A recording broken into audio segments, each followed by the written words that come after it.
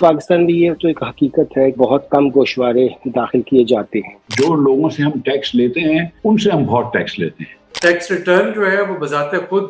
File کرنا complicated ہے. 18% شرح کے اوپر سیل ٹیکس ہے، وہ تو دنیا میں ون آف دی ہائیسٹ ہے. اگر امیر لوگ اپنا حصہ نہیں دیں گے اور کیونکہ آپ کا زیادہ تر ٹیکس ریگریسو ہے تو آپ کو کہیں نہ کہیں بیلنس آؤٹ کرنا پڑے گا. آپ کے گھر میں آپ کا ڈرائیور بھی وہی ٹیکس پے کر رہا ہے جو کہ آپ پے کر رہے ہیں. کمپنیز کے اوپر اتنا ہیوی ٹیکسیشن ہم نے کر دی ہے کہ ہماری کارپوریٹائزیشن بزنس کی ہو نہیں رہی. 2 ٹیکس ہم نے صوبوں کو دے رکھے ہیں، ایگریکلچر ٹیکس اور پراپرٹی ٹیکس، وہ اس کا استعمال ہی نہیں کرتے. کوئی بھی صوبہ آپ کو سرپلس دینے پہ تیار ہی نہیں ہوتا ہے، اور چونکہ صوبوں کو ایک ایزی منی مل رہا ہوتا ہے. 15% تو کسی سے ٹیکس لے سکتے ہیں، لیکن کسی سے کہنا کہ 35% اپنی انکم کا ہم کو دے دو، وہ ممکن نہیں ہے.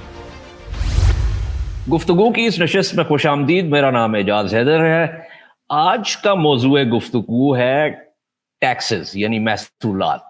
دنیا میں حکومتیں جو ہیں اور ریاستیں وہ شہریوں سے اور کاروباریوں سے اور مختلف قسم کی محصولات جو ہے وہ لیتی ہیں، اور پھر ان محصولات کو کس طرح خرچ کیا جاتا ہے اس کے حوالے سے بھی بات کریں گے. لیکن جو 3 حصے ہیں اور یہ 2 ایپیسوڈز ہیں. پہلا جو ہے وہ یہ ہے کہ ہم عام طور پہ سنتے ہیں کہ پاکستان میں ٹیکس نہیں دیا جاتا ہے، ٹیکس کی ادائیگی جو ہے وہ نہیں ہوتی. تو ایک تو ہم اس سوال کو لیں گے کہ اس سے کیا مراد ہے. دوسرا پھر ہم یہ دیکھیں گے کہ کیا جو نظام ہے اس میں کوئی خرابیاں ہیں، کوئی ساختی خرابیاں ہیں، اگر ہیں تو وہ کیا ہیں. اور پھر دوسرا جو اس کا جو ایپیسوڈ ہے اس میں ہم کوشش کریں گے اپنے ماہرین سے یہ جاننے کی کہ یہ جو ساختی خرابیاں ہیں ان کو کس طریقے سے درست کیا جا سکتا ہے. کیونکہ دیکھیں نا، ایک تو آمدنی ہے جو ریاست کی، جسے آپ ریونیو کہتے ہیں، پھر اس کے اخراجات ہیں جسے آپ ایکسپینڈیچر کہتے ہیں. پھر ہم نے دیکھنا ہے کہ بھئی یہ جو ٹیکس ہیں یہ کون دیتا ہے، اس کا جو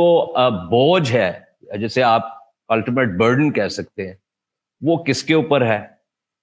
کس حد تک جو ہے یہ بوجھ جو ہے اس کو شفٹ کیا جا سکتا ہے، اور اس کے اور مختلف جو ہے وہ کرائیٹیریا ہیں.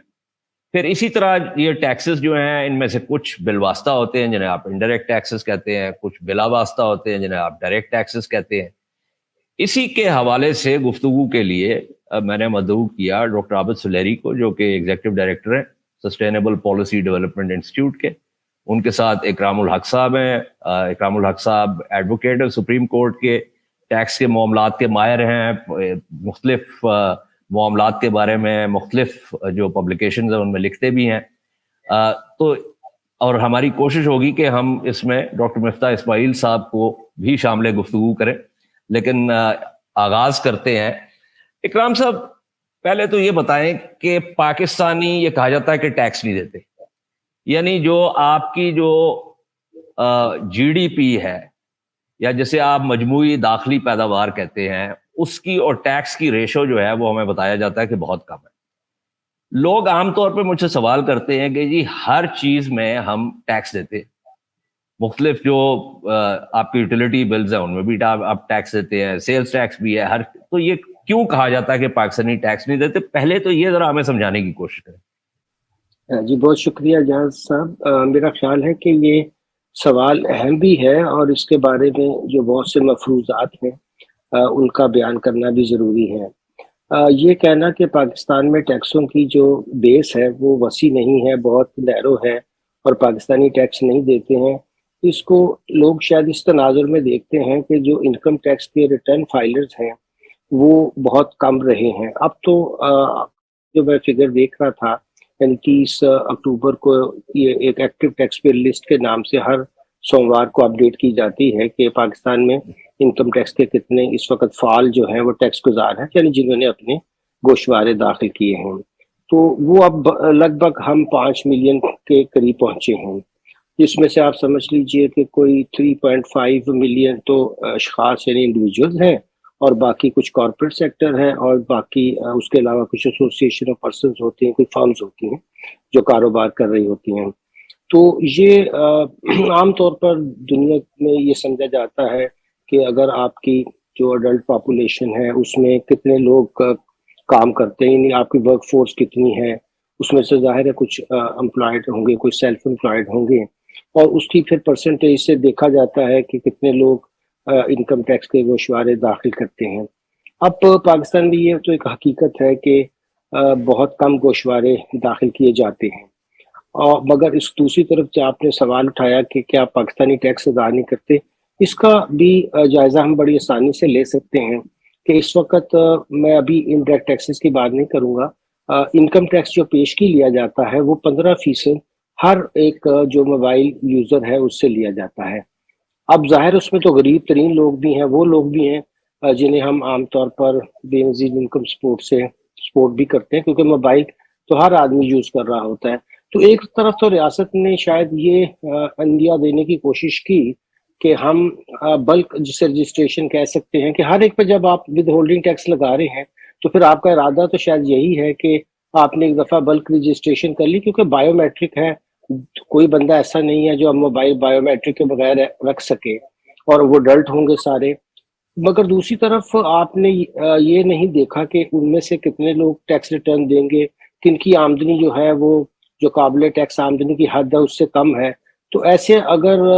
پالیسی بنائی جاتی تو اس کا مقصد تو پھر یہ ہوتا کہ جو لوگ سطح جن کے جو ہم اسے غربت کہہ سکتے ہیں اس سے نیچے ہیں، یا جن کی آمدنی جو ہے وہ ٹیکسیبل لمٹ سے کم ہے، تو ان کو پھر ہم کوئی انکم سپورٹ دینا چاہتے تھے، یا ان کے جو سوشل ہمارے ویلفیئر کے یا سوشل سیکورٹی کے نیٹ ورک تھے،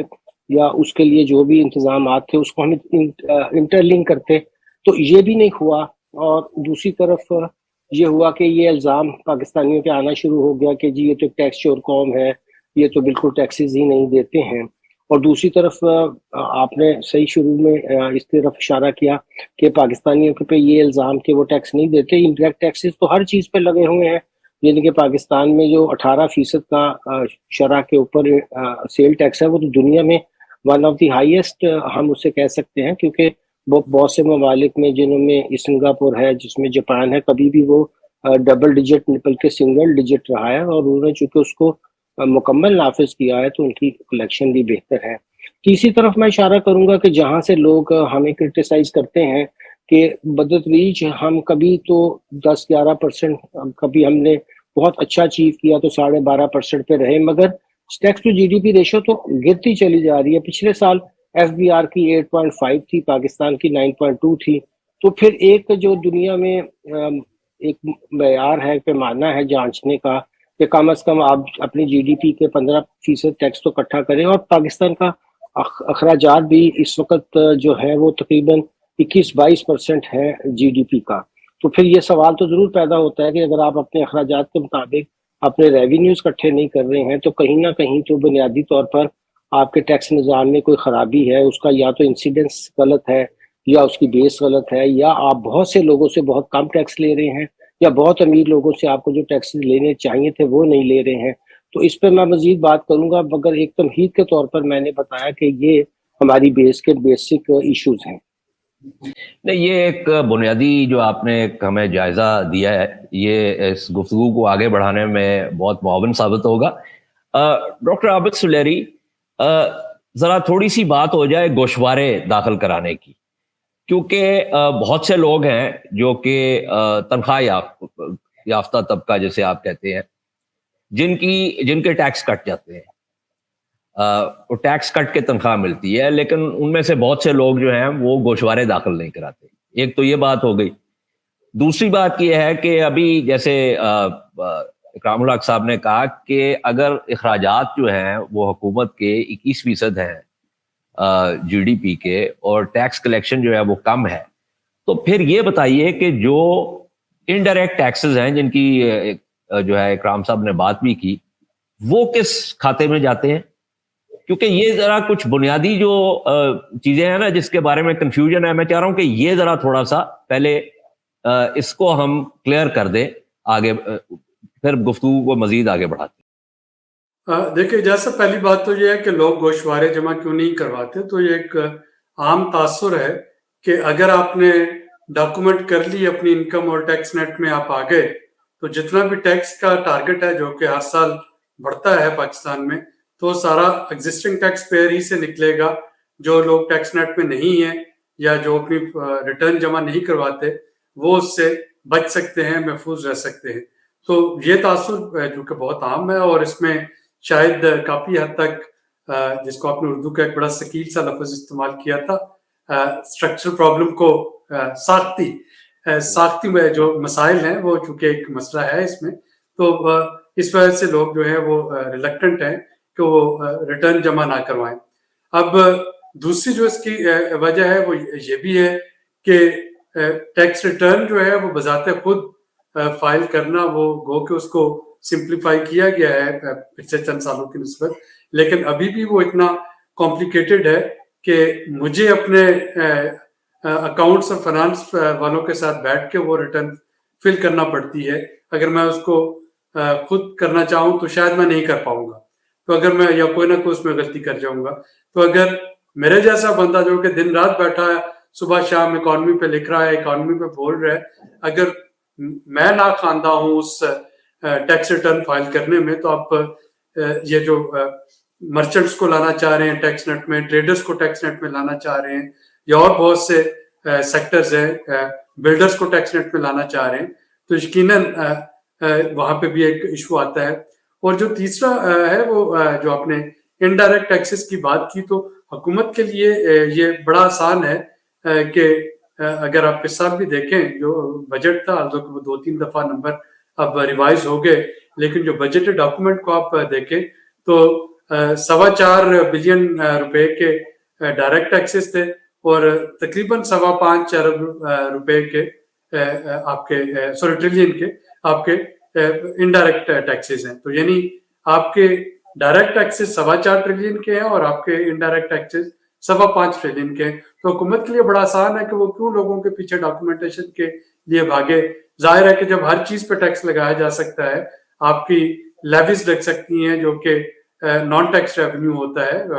وہ اگین موبائل خریدیں, آپ پیٹرول خریدیں, آپ ڈیزل خریدیں, آپ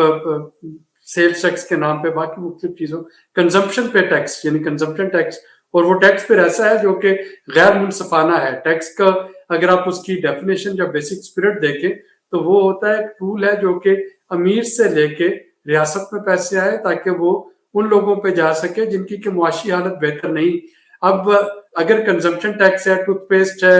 ماچس کی ڈبی ہے, آپ کے کھانے پینے کی چیزیں ہیں, تو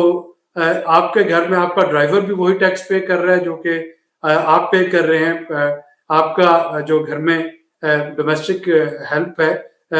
میڈ ہے, سرونٹس ہیں, وہ بھی آپ کا وہی اسی پرسنٹیج پہ جی ایس ٹی پے کر رہے ہیں جس پہ آپ کر رہے ہیں. اس کا سیدھا مطلب یہ ہے کہ یہ غیر منصفانہ ہے, اور یہ ان لوگوں پہ اس کا ٹول پھر زیادہ پڑتا ہے جن کو ٹیکس نہیں دینا چاہیے یا آپ سے بہت کم دینا چاہیے. اور یہ چونکہ حکومت اکٹھے اس طریقے سے کر رہی ہوتی ہے تو اسی طریقے سے پھر وہ بانٹتی ہے. یعنی جو ایک ہمارے پاس ایشو آتا ہے پیٹرول یا ڈیزل کی سبسڈی میں, تو آپ کا ایک جو V8 رکھنے والا ہے اس کو بھی پیٹرول اسی ریٹ پہ مل رہا ہے جو کہ ایک CD70 والے کو یا ایک کسی بھی برانڈ کی اور 50 سی سی یا 70 سی سی موٹر سائیکل والے کو مل رہا ہے, اور ان کی کنزمپشن میں زمین آسمان کا فرق ہے. تو یہ ایک ہمارے انہیرنٹ پرابلم ہے کہ آپ جو اکٹھا کر رہے ہیں وہ بھی بغیر کسی تخصیص کے اکٹھا کیے جا رہے ہیں, اور جب آپ دینے پہ آتے ہیں تو وہاں بھی کوئی تخصیص نہیں ہوتی, اور وہیں پہ پھر IMF اور ورلڈ بینک کو پرابلم ہوتا ہے کہ آپ ٹارگیٹڈ سبسڈیز کی طرف کیوں نہیں جاتے. تو آئیڈیلی تو وہ یہی کہہ رہے ہیں کہ آپ ٹیکس ان سے لیں جن کا دینا بنتا ہے, اور آپ سبسڈیز ان کو دیں جن کو ملنی چاہیے, نہ کہ آپ ٹیکس ان سے لیں جو کہ نہیں دینا چاہیے اور سبسڈیز ان کو دیں جن کو نہیں ملنی چاہیے. تو یہ جو ابھی بات کی اکرام صاحب ڈاکٹر عابد سلیری نے, اس سے تو ایسا لگ رہا ہے کہ جیسے اس ملک میں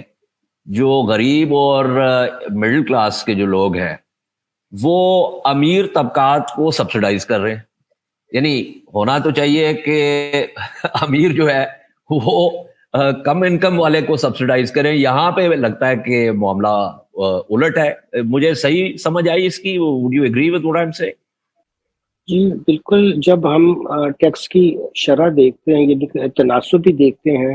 ڈائریکٹ اور انڈائریکٹ کے درمیان, تو پھر ہمیں اسی بات کا احساس ہوتا ہے کہ اگرچہ پچھلے سالوں میں چونکہ امپورٹ کم ہوئی پاکستان میں, کیونکہ پہلے تو ہم سارے ٹیکسز یعنی 60% ٹیکسز ہی امپورٹ کے ذریعے حاصل کرتے تھے, وہیں سے ہم نے ایڈوانس انکم ٹیکس بھی لگائے ہوئے تھے. تو بڑا آسان تھا, ایک لیزینس تھی ٹیکس ایڈمنسٹریشن میں کہ آرام سے بیٹھے رہیں اور وہاں سے ٹیکسز آتے رہے, پھر لوگ ایڈجسٹ کرتے رہے, کسی کو فل اینڈ فائنل کہہ دیے. یہ حد تھی کہ بہت سے کمرشل امپورٹرز جن کے اوپر پہلے آپ نے کسٹم ڈیوٹی لگائی, پھر اس کے اوپر آپ نے سیل ٹیکس لگایا, پھر دونوں کو جمع کرنے کے بعد انکم ٹیکس کی ایڈوانس لے لیا, اور پھر یہ بھی کہہ دیا کہ یہ آپ کے ہاتھ میں فل اینڈ فائنل ہے. انہوں نے بڑی آسانی سے یہ سارا اکٹھا کیا اور یہ آگے پاس آن کر دیا. تو بہت عرصہ تک تو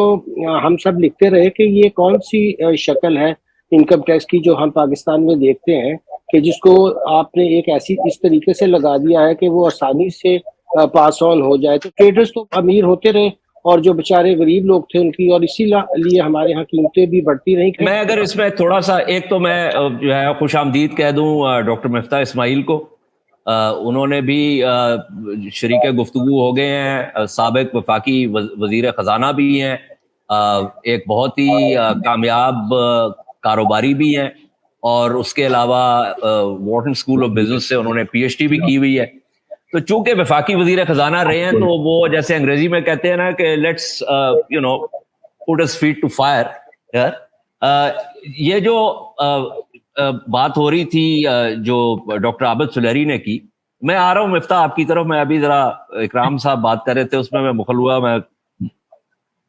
تو یہ بنیادی طور پہ ریگریسو ٹیکسز ہے نا, اگر انڈائریکٹ آپ یہ کر رہے ہیں کہ جس میں کوئی تخصیص ہی نہیں ہے امیر اور غریب میں, جیسے کہ ڈاکٹر عابد سلیری کہہ رہے ہیں, تو اس میں اس کا کوئی طریقہ کار ہو سکتا ہے؟ یعنی اس کی یہ تو ایسے لگتا ہے کہ چونکہ ڈائریکٹ ٹیکسز جو ہے وہ حکومت وصول نہیں کر سکتی, ان وجوہات کی طرف بھی آئیں گے, اور اس کے علاوہ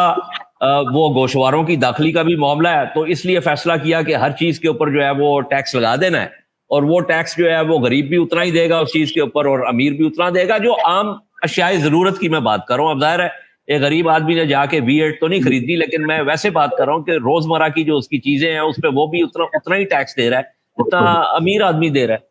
تو یہ تو ریگریسو قسم کا ایک پھر معاملہ ہوا. جی اجاز صاحب, صرف یہی نہیں بلکہ دیکھیے جب آپ ایسے ٹیکسز لگاتے ہیں جو پاس آن ہو جاتے ہیں, تو اگر براہ راست بھی تو اگر میرا برڈن تھا اور میں نے اس کو انکم ٹیکس کو بھی پاس آن کرنا سیکھ لیا, تو میں اس کو تو ان لوگوں پہ جو اینڈ یوزرز ہیں, اینڈ کنزیومرز ہیں, سروس ہے تو اینڈ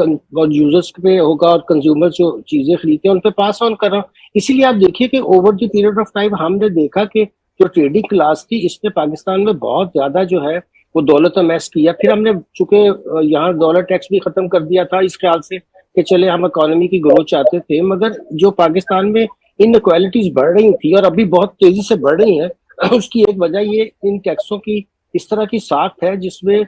خاص طور پر جو بزنس والے لوگ ہیں وہ آسانی سے آگے پاس. اور دوسری طرف کمپنیز کے اوپر اتنا ہیوی ٹیکسیشن ہم نے کر دی ہے کہ ہماری کارپوریٹائزیشن بزنس کی ہو نہیں رہی. پوری دنیا میں 20% کے قریب اب جو ہے وہ کارپوریٹ ریٹ پہ اوپر اتفاق ہے, بلکہ ابھی پلر 1 وغیرہ کی بات کریں کہ تو وہاں انہوں نے 19-20% تاکہ کارپوریٹ گروتھ کریں, امپلائمنٹ ہو, انویسٹمنٹ ہو. ہاں ایک طرف تو ہم نے اپنی انویسٹمنٹ روک دی, کارپوریٹائزیشن روک دی, اور دوسری طرف ہم نے کیا کیا کہ جو ظاہر ہے کہ وہاں جب ڈیویڈنڈ ملتے ہیں یا ڈائریکٹ کسی کی انکم آتی ہے تو اس پہ پھر وہ ٹیکسیشن بھی ہیوی کرتے ہیں امیروں پہ, مگر ہم نے یہ کیا کہ ادھر بھی ان کو 15% پہ سیپریٹ بلاک کر دیا ڈیویڈنڈ ملے, اور کمپنیز کے اوپر ہم نے ٹیکسز ابھی سپر ٹیکس ہم نے لگائے ہیں. اس کو پہلے تو خیر 4-10 تھا, اب اس کو کچھ گریجویٹڈ کیا ہے, مگر بہت سا جو ٹیکس ہے وہ ان پہ جب پاس آن ہوتا ہے تو ظاہر ہے کہ وہ پھر کمپنیز جو ہیں ان کی گروتھ نہیں ہو پاتی, ان کے پاس اتنا پیسہ بچتا نہیں ہے. ہاں جو اور میں اس پہ بعد میں بات بھی کروں گا کہ پاکستان میں صرف 2000 کمپنیز ہی تو 80% ٹیکس دے رہی ہیں انفیکٹ. تو یہ بہت ہی ہمارا جو اوور آل ٹیکس کا اگر ڈھانچہ ہے اس کو دیکھا جائے تو اس پہ اتنی ڈسٹورشنز ہے کہ اس پہ لکھتے لکھتے میری تو خیر میرے خیال میں 30 سال تو ہو گئے ہیں میں ڈسٹورشن کی طرف اشارہ کرتا رہتا ہوں, اور ڈسٹورشن بڑھتی چلی جا رہی ہیں بجائے اس کے کم ہو. مفتاح صاحب نے یعنی کہ بہت اچھا کام کیا تھا کہ ریٹس کو کم کیا تھا, جس کی وجہ سے خیال یہ تھا کہ ہماری جو ہے وہ گروتھ ہوگی, اور پھر یہ ٹیکسز کا نظام میں تھوڑی سی جو ہے وہ انہوں نے منصفانہ بھی لانے کی کوشش کی. اب سیلریز والوں کے اوپر آپ نے سب سے زیادہ ٹیکس کر دیا ہے, جبکہ مفتاح صاحب نے اس کی حد 12 لاکھ کی تھی, آپ نے 6 لاکھ حد بھی کر دی اور ان کا ریٹ بھی بڑھا دیا. تو ہم چاہتے ہیں کہ جو سفید پوش لوگ ہیں جن کے کوئی اور ذرائع نہیں ہے, وہ جو آمدنی چھپا نہیں سکتے, ان کو تو ہم بجائے کہ ایک بڑی مڈل کلاس گرو کرتی, اس کی بجائے ہم نے ان کو بھی کھینچ تان کے کوشش کی ہے کہ اگر یہ مڈل کلاس کم از کم نیچے آ جائے تو اور بھی بہتر ہے. تو یہ نہیں, اور اس کے ایک تو وہ شرح کم کر دی, اس کے اوپر جو سلیب تھی وہ کم کر دی, اس کے اوپر ٹیکس کی شرح بڑھا دی, اور پھر ڈی ویلیویشن کے ذریعے اس کی جو پرچیسنگ پاور جو تھی وہ ویسے ہی مزید جو ہے وہ کم ہو گئی. تو وہ تو ہر طرف سے بیچارہ مار کھا رہا ہے. مفتاح اسماعیل صاحب, آپ کی عام طور پہ آپ نے یقیناً کچھ تو اچھے کام کیے ہیں کیونکہ آپ کی لوگ تعریف کرتے ہیں. ابھی اکرام صاحب نے بھی جو ہے نا آپ کی تعریف کی, آپ کے مخالفین بھی جو ہے وہ مطلب دل پہ جبر کر کے ہی صحیح لیکن تعریف کرتے ہیں آپ کی. یہ بتائیں کہ یہ یہاں سے معاملہ شروع ہوا کہ جی یہ بار بار کہا جاتا ہے کہ پاکستانی ٹیکس نہیں دیتے. اب حاصل گفتگو آپ کے جو ہے وہ شمولیت سے پہلے یہ ہو رہا تھا کہ ویسے تو انڈائریکٹ ہر کوئی ٹیکسز دے رہا ہے, ڈائریکٹ ٹیکسز جو ہے وہ حکومت جو ہے وہ جو سیلریڈ کلاس ہے اس کے تو آلریڈی ڈیڈکٹ ہو جاتے ہیں. گوشوارے جو ہے وہ لوگ اس لیے نہیں جمع کراتے کہ ان کو خطرہ یہ ہے کہ وہ ایک دفعہ اس نیٹ میں آ گئے تو پھر ان کی بھی چمڑی جو ہے وہ ادھیڑی جائے گی. تو اس میں سے ایک پہلو یہ بھی نکلتا ہے کہ ریاستوں اور حکومتوں پہ لوگوں کو اتنا اعتماد بھی نہیں ہے, اعتبار بھی نہیں ہے. آگے بھی بات کریں گے, تو میں نے کہا اس گفتگو کو آگے بڑھانے سے پہلے ذرا آپ کا نقطہ نظر جو ہے وہ بھی ہم جان لیں. شکریہ اعجاز صاحب, اور سوری وہ تاخیر سے جوائن کر سکا, میں تھوڑی سی کنفیوژن ہو گئی تھی, میں نے صحیح طریقے سے دیکھا نہیں تھا کہ وہ چینج ہو گئی یہ ڈیٹ. گزارش یہ ہے کہ جو Pakistani tax as a G D P سے 10% دیتے ہیں, تو ہم ٹیکس تو کم دیتے ہیں, ٹھیک. لیکن جو ڈاکٹر صاحب نے بات کی, ڈاکٹر اکرام نے بات کی, وہ بات بھی درست ہے کہ جو لوگوں سے ہم ٹیکس لیتے ہیں ان سے ہم بہت ٹیکس لیتے ہیں. آپ اس طرح سمجھیں کہ 6 لوگ چوری کر کے بھاگے ہیں, پولیس نے 2 کو پکڑ لیا اور 4 بھاگ گئے. جو بھاگ گئے سو بھاگ گئے, لیکن جن 2 کو پکڑا ہے ان کی پھر بڑی پیٹھی لگتی ہے تھانے لے جا کے. یہ جو 2 پکڑے جاتے ہیں ان کی بڑی پیٹھی لگتی ہے. یہ بات بھی درست ہے کہ پاکستان میں کیونکہ ہم 50% سے زیادہ 52%, 55% پیسے پورٹ سے لیتے ہیں کسی بھی مد میں, چاہے وہ انکم ٹیکس ہو, سیلز ٹیکس ہو یا کسٹم ٹیرفز ہوں, تو وہ پورا ریگریسو ٹیکس ہے. سیلز ٹیکس ویسے ہی ریگریسو ٹیکس ہے. تو یہ بات ایک دم درست ہے. اور جو اچھی چیزوں پہ ہم ٹیکس لے سکتے ہیں اس پہ ہم لیتے نہیں. میں سمجھتا ہوں کہ ہم کو پراپرٹی کے اوپر سبسٹینشیل ٹیکس لینا چاہیے, ایگریکلچر کے اوپر ہم کو ٹیکس لینا چاہیے, چاہے وہ فکسڈ ٹیکس ہی ہو, اور پراپرٹی کے اوپر خاص طور پہ ان ڈیولپ پراپرٹی کے اوپر ضرور ٹیکس لینا چاہیے. اور ہمارا 50% پاکستان کا جو معیشت کا حصہ ہے وہ سروس سیکٹر ہے, اور اس کو بھی ہم نہیں ٹیکس لیتے, تو سروس سیکٹر کے اوپر بھی ٹیکس ڈالنا پڑے گا. تو ایک تو چیز یہ کرنی پڑے گی جو میرے خیال سے دونوں میرے جو دوست یہاں پہ موجود ہیں, ڈاکٹر سلیری اور ڈاکٹر اکرام بھی مانیں گے, کہ اس کو ہم نے پہلے تو اکراس دا بورڈ ٹیکس کرنا ہے, اور جو اس کے بعد آپ ریٹس بھی کم کر سکیں گے. جو ایک بات شاید ڈاکٹر سلیری نہ میرے سے اتفاق کریں, وہ یہ ہے کہ NFC ایوارڈ میں ہم نے اتنے پیسے صوبوں کو دے دیے کہ صوبوں کے پاس وافر پیسے ہو گئے, اور وہ جو 2 ٹیکس ہم نے صوبوں کو دے رکھے ہیں, ایگریکلچر ٹیکس اور پراپرٹی ٹیکس, وہ اس کا استعمال ہی نہیں کرتے. کسی کو بھی ٹیکس لگانا اچھا نہیں لگتا, لہٰذا وہ ٹیکس نہیں لگاتے کیونکہ ان کو تو فری میں پیسہ مل رہا ہے. سو وہ ان کو فری میں پیسہ مل رہا ہے, یہاں وفاق جو ہے وہ مطلب خسارے پہ خسارے پہ خسارہ کی جا رہی ہے, جس جو منی پرنٹنگ سے آپ پورا کرتے ہیں, اور آپ کی اس لیے مہنگائی بڑھ جاتی ہے, جس سے وہ انکم ٹیکس میں وہ بریکٹ کریپ ہو رہا ہے کہ اوپر لوگ اوپر کے بریکٹ پہ چلے جاتے ہیں, جبکہ ریئل پرچیسنگ پاور ان کا نہیں پڑ رہا. سو ہم کو NFC ایوارڈ کو چینج کرنا ہوگا, ہم کو وفاق کو بھی اجازت دینی پڑے گی کہ وہ پراپرٹی کے اوپر ٹیکس کر سکے. ہم کو پراپرٹی کے اوپر زیادہ ٹیکس کرنا پڑے گا کیونکہ وہ امیر ترین لوگوں کی ہوتی ہے. میں تو سچی یہ بات سمجھتا ہوں کہ جس کو ڈیتھ ٹیکسز کہتے ہیں برٹن کے اندر یا دیگر ممالک میں, کہ اگر ایک آدمی کی وفات ہوتی ہے وہ صرف اپنے بچوں کو ہی پیسے چھوڑ کے جائے گا, اور آپ نے انٹر فیملی گفٹ کو بھی ٹیکس فری کر دیا ہے,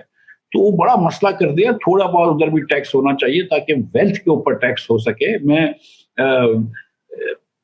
مطلب ویلتھ میں اس لیے نہیں ٹیکس کرنا چاہ رہا کہ مجھے شوق ہے ویلتھ کے اوپر ٹیکس کرنے کا، لیکن یہ کہ مطلب اگر امیر لوگ اپنا حصہ نہیں دیں گے اور کیونکہ آپ کا زیادہ تر ٹیکس ریگریسو ہے تو آپ کو کہیں نہ کہیں بیلنس آؤٹ کرنا پڑے گا.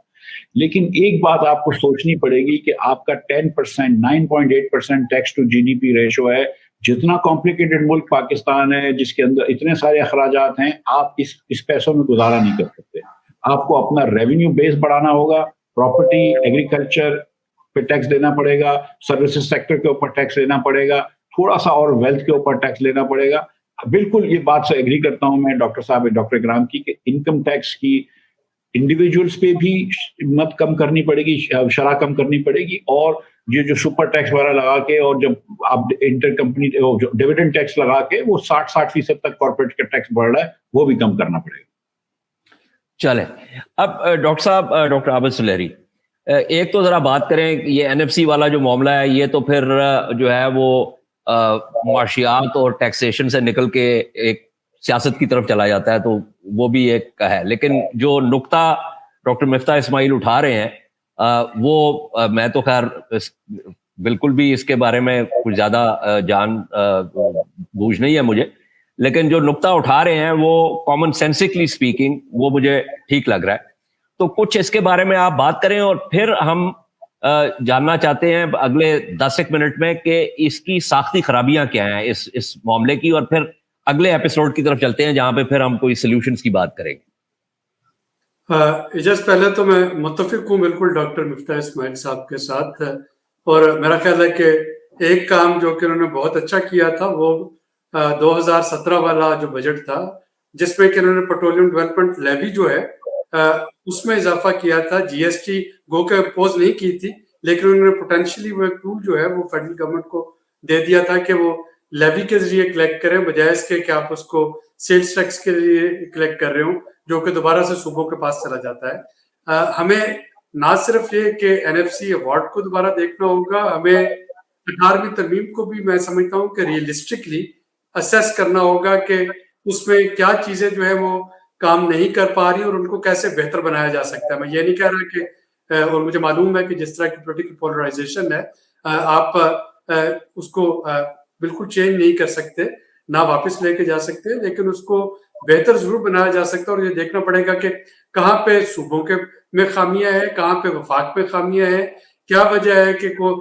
کچھ صوبوں میں کچھ جو ڈپارٹمنٹ وہ بہت اچھے چلے اور وہی ڈپارٹمنٹ جو ہیں وہ بعض صوبوں میں بالکل ناکام ہوئے، اور کچھ ایسے سیکٹر سے جو کہ ہر صوبے میں ناکام ہوئے. تو اس کے حساب سے پھر ان کو پیسے دینے چاہیے. اس وقت جو ہمارے بجٹ آؤٹ ہونے کی ایک بڑی ریزن ہے، اور مفتاح صاحب نے بھی ماشاءاللہ کافی بجٹ اب پیش کیے، کہ وہ جو ہم صوبائی سرپلس رکھتے ہیں کہ جی ہم ازیوم کرتے ہیں کہ صوبے جو ہیں وہ پروفٹ دیں گے، وہ اپنے جو ایلوکیٹڈ پیسے ہیں سارے خرچ نہیں کریں گے، وفاق میں دے دیں گے. تو وہ کوئی بھی صوبہ آپ کو سرپلس دینے پہ تیار ہی نہیں ہوتا ہے، اور چونکہ صوبوں کو ایک ایزی منی مل رہا ہوتا ہے. اور ابھی بھی آپ دیکھیے کہ کیا ہو رہا ہے. پنجاب حکومت نے ابھی نگران حکومت نے پچھلے ہفتے ہی اپنا وہ اگلے 4 ماہ کا بجٹ جو ہے وہ اپروو کیا ہے، اور آپ پچھلا بجٹ اور اس بجٹ کو ملا کے دیکھیں تو پنجاب کا بجٹ اور جو وفاقی بجٹ ہے وہ تقریباً بین بین چل رہے ہیں. تو ان چیزوں کو یہ ساختی خرابیاں ہیں جن کو کہ ہمیں دور کرنا ہوگا، ورنہ ایک طرف تو آپ کے پاس عدم جو مساوات نظر آ رہی ہے وہ انڈیویجول ٹیکس پیئرز میں ہے، دوسری جو نظر آ رہی ہے وہ صوبوں اور وفاق میں آنا شروع ہو جائے گی، اور وہاں پہ آ کے پھر بہت سے صوبے ان کو جواز ملتا ہے، وہ درست ہو یا نہ ہو، لیکن ایک پرسپشن جاتی ہے کہ ان کے پیسوں کے بل پہ چند بڑے جو صوبے جو ہیں وہ اپنے آپ کو ڈیولپ کیے جا رہے ہیں، اور وہ اگین ہمارے سوسائٹی فیبرک کو وہ اروڈ کر رہا ہے اور اس کو چیلنج کر رہا ہے. رائٹ. تو ایک تو ڈاکٹر اکرام الحق صاحب، ایک تو اسٹرکچرل ایشو یہ ہو گیا جو این ایف سی کا اور جو 8th امینڈمنٹ کی بات ہوگی. اس کے علاوہ اور کون سے ایشوز ہیں جو کہ آپ سمجھتے ہیں کہ اس وقت ہم صرف we just trying to identify,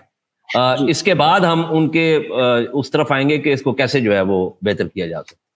دیکھیں ابھی جو ایک تو خیر کانسٹیٹیوشنل آسپیکٹ ہے جس کو ہم ساخت بھی اس کا بڑا ہاتھ ہے کہ فریگمنٹڈ ہے، ہمارے ہاں ایگریکلچر انکم ٹیکس صوبوں کے پاس ہے اور نان ایگریکلچر ان کے پاس ہے. سیل ٹیکس اور سروسز جو ہے وہ صوبوں کے پاس ہے. گڈس کا انڈیا نے آپ کو یاد ہو 2017 میں ایک ہی centralised sale tax on goods and services کے، اور اس کے بعد ان کے وہاں بزنس میں بہت گروتھ ہوئی.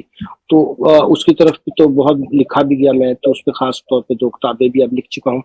مگر میں ایک اور ساخت کی طرف جو اس کا اسٹرکچر پرابلم ہے ہمارے ہاں وہ ہے کہ ہماری جو ایڈمنسٹریشن ہے وہ بھی بہت زیادہ ہم نے اس کو فریگمنٹڈ کر دیا ہے کہ اب صوبوں کے اندر ہم نے ایک یعنی کہ ایکسائز اینڈ ٹیکسیشن ڈپارٹمنٹ ہے، ایک بورڈ آف ریونیو ہے. پھر یہ جب 18ویں ترمیم کے بعد انہوں نے اپنی ریونیو اتھارٹیز بنا لی. اب خیال تو یہ تھا کہ ان کو اکٹھا کرتے تاکہ اخراجات کم ہوتے. انہوں نے جو پیسہ وفاق سے لیتے ہیں وہ اس طرح کی پھر چیزوں کے اوپر کے بجائے، جیسے کہ وفاق نے وہ منسٹریاں ختم نہیں کی جو 18ویں ترمیم میں ختم کر دیتے تو بہت سا پیسہ بچ جاتا. یہی حرکت جو نیچے اور بھی زیادہ برے طریقے سے اب صوبوں میں نظر آتی ہے. اب اس کی ایک اور بڑی خرابی ہے اسٹرکچرل کہ ایک ٹیکس پیئر کو جو ٹرانسفرمنشل کام کرتا ہے، یعنی کہ مختلف اب جیسے بینکنگ ہے، ٹیلی کمیونیکیشن ہے، اور یہ بڑے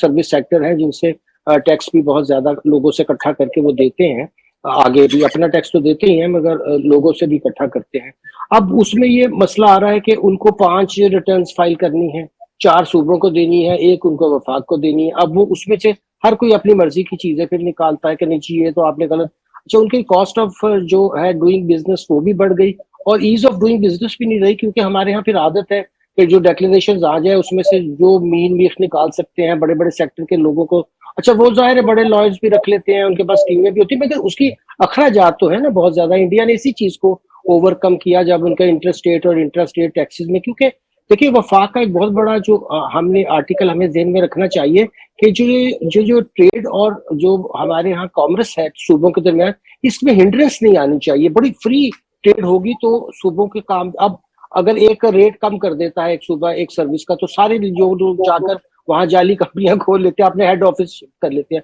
تو ایک پاکستان میں عجیب سا نظام اس وقت چل رہا ہے کہ نہ تو صوبے سروسز کا ٹیکس صحیح اکٹھا کر رہے ہیں اور تکلیف زیادہ دے رہے ہیں. اور تکلیف بھی جیسے مفتاح صاحب نے فرمایا کہ جو لوگ آ جاتے ہیں نیٹ میں، یعنی کہ جو ان ڈاکومنٹڈ سیکٹر کے سروس پرووائڈر ہیں ان سے بالکل نہیں پوچھتے کہ آپ رجسٹر ہو جائے. جو بیچارے رجسٹرڈ ہیں، اور ظاہر ہے کہ یہ بڑے اداروں کی میں نے بات کی، ان کے پیچھے اس سے ایک جیسے ملٹی نیشنل وغیرہ آپ دیکھیں وہ مسلسل اپنی رپورٹوں میں پاکستان بزنس کونسل والے یہی رونا روتے رہتے ہیں کہ جی یہ بہت ہمارے لیے مسائل ہیں، ہم پاکستان میں انویسٹمنٹ نہیں کر پاتے. خود ٹیلی کمیونیکیشن 5G نہ لانا، اسپیکٹرم نہ لانے میں ایک بہت بڑی وجہ ہے کہ اتنی اوور ٹیکس کر دیا آپ نے ان کو کہ وہ پاکستان میں پروفٹ کما رہے ہیں. ظاہر پروفٹ کے بغیر تو کام، مگر وہ جس لحاظ سے ہم نے ان کو اوپر ذمہ داریاں ڈالی ہیں کہ آپ یہ 19.5% بھی اکٹھا کر کے دیں، یہ بھی اکٹھا کر کے دیں، اس سے وہ پریشان رہتے ہیں. اور پھر میں آپ کو بتاؤں لیکن وہ تو اس کو پاس آن کر دیتے ہیں نا، سبسکرائبرز کو پاس آن کر دیتے ہیں. جی وہ ضرور ہے، لیکن دیکھیے یوزلی یہ بہت سے ٹیکسز ایسا بھی ہوتا ہے کہ اگر آپ پاس آن بھی کریں تو آپ کی گروتھ بھی رک جاتی ہے، آپ کے وہ صارفین بھی کم ہو جاتے ہیں، آپ کی وہ نمبرز بھی کم ہو جاتے ہیں، آپ کی گروتھ بھی رک جاتی ہے. اگر کسی سیکٹر کو آپ ہیویلی ٹیکس کرتے ہیں تو اس کے بہت سے اور بھی نتائج اکنامک بھی پیدا ہوتے ہیں. جیسے آپ انڈیا نہیں آپ کی بات بالکل درست ہے. میں اس کو ذرا راؤنڈ اپ کرنا چاہ رہا ہوں تاکہ پھر ہم اگلے ایپیسوڈ کی طرف جائیں جہاں پہ ذرا ہم تھوڑی سی یہ اس کے بارے میں، جیسے آپ نے انڈیا کے بارے میں بات کی، تو میرا ایک فطری سوال یہ ہوگا کہ مطلب پہیہ ایجاد کرنے کی ہمیں ضرورت نہیں ہے، ہم ایسا کیوں نہیں کر سکتے؟ So that's a natural question. مفتاح اسماعیل صاحب یہ ذرا بتائیں، یہ ابھی ڈاکٹر عابد سلیری نے بھی بات کی، ڈاکٹر کامل حق نے بھی بات کی، چونکہ you have been a practitioner, تو مجھے یہ بتائیں کہ یہ معاملات ہم کیوں، یہ ایک تو یہ ہے کہ اس میں اگر ہمیں پتہ ہے، جیسے پاکستان بزنس کاؤنسل کی بات ہوئی، اس کے علاوہ اور جو اسٹیک ہولڈرز ہیں، اگر پتہ ہے تو پھر کیا مسئلہ ہے؟ I mean ہاتھ پہ ہاتھ دھرے منتظر فردا ہونے والا معاملہ کیوں ہے؟ دیکھیے ایک تو چیز آپ کو پتا ہے کہ صوبے اور وفاق میں کوارڈینیشن کی مشکل ہوتی ہے، جو ڈاکٹر صاحب نے، ڈاکٹر اکرام نے بات کی، سیلز ٹیکس کی بات کی مثال کے طور پر. ایک میں آپ کو ایگزامپل دے دیتا ہوں کہ ایک بڑی لڑائی تھی کہ جو ریسٹورانٹس کے میل ہیں وہ سروس ہے یا گڈز ہیں. اب ورلڈ بینک آپ کو کہتی ہے کہ جب تک آپ یہ 5 ایگریمنٹ نہیں کریں گے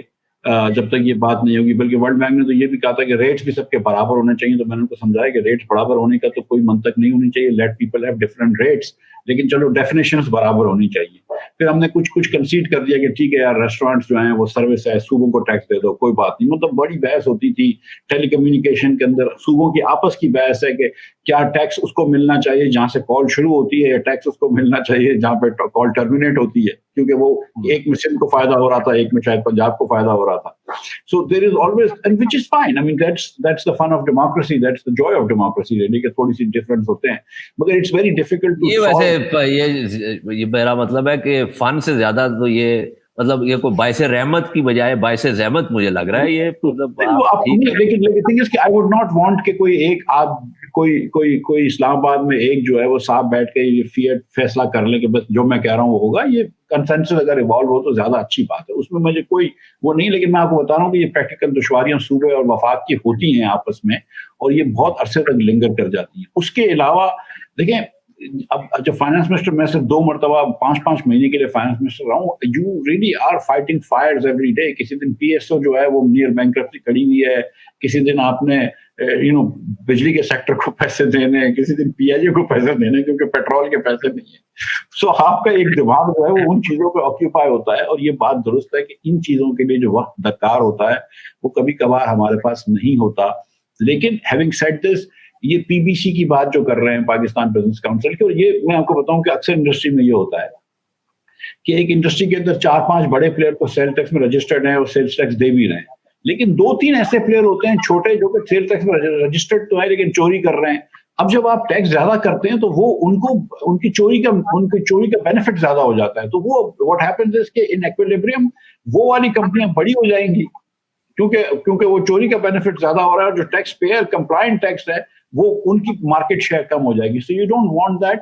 और हमको कोशिश करके अपना मार्जिनल टैक्स रेट कम करना चाहिए। जो शायद अब्बासी साहब और मैंने जब टैक्स रेट कम किया था तो हमारी सोच ये थी कि हम 15% तो किसी से टैक्स ले सकते हैं, लेकिन किसी से कहना कि 35% अपनी इनकम का हमको दे दो, वो मुमकिन नहीं है पाकिस्तान में। और मैं खास तौर पर जो हमारे जहन में था वो साहब थे कि जो 4, 4.5 करोड़ रुपए साल के कमाते हैं, 30-40 लाख रुपए महीने के कमाते हैं, कोई ट्रेडिंग करते हैं जोड़िया बाजार में, अकबरी मंडी में, कोई दूध इंपोर्ट करते हैं, कोई सिट्रिक एसिड इंपोर्ट करते हैं।